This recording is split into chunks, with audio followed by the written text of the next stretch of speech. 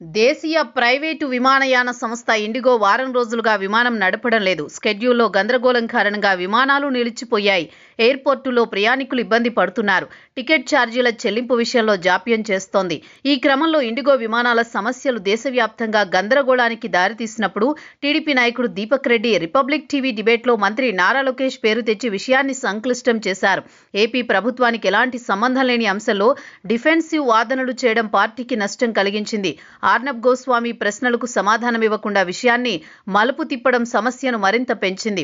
TDP నేతలు Arnab journalism channel నాణ్యతపై విమర్శలు మొదలుపెట్టి సోషల్ మీడియాలో బాయ్కాట్ పిలుపునిచ్చారు.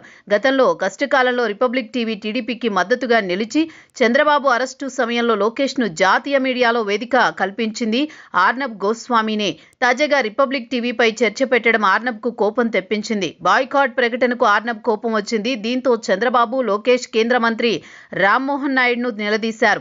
ఇండిగో సమస్యకు కేంద్ర విమానయాన శాఖ వైఫల్యమే కారణమని టీడీపీ భావిస్తున్నప్పటికీ ఆర్నబ్ టాపిక్ మలుపు తిప్పి బీజేపీని కాపాడుతున్నారని విమర్శలొచ్చాయి. లోకేష్ అమెరికాలో ఉండడం వల్ల స్పందన లేకపోవడం వివాదాన్ని మరింత పెంచింది. ఈ సంఘటన టీడీపీ నేతలు అనవసర విషయాల్లో తలదూర్చకుండా జాగ్రత్తలు తీసుకోవాలని సూచిస్తోంది. రిపబ్లిక్ టీవీ వంటి మీడియాతో సంబంధాలు గతంలో ప్రయోజనకరంగా ఉన్నప్పటికీ స్వయంగా గోళ్లు పార్టీ ఇమేజ్ను దెబ్బతీస్తున్నాయి. ప్రజల సమస్యలు తెలిసినప్పటికీ మీడియా పోరులు రాజకీయ లాభం ఉండదు.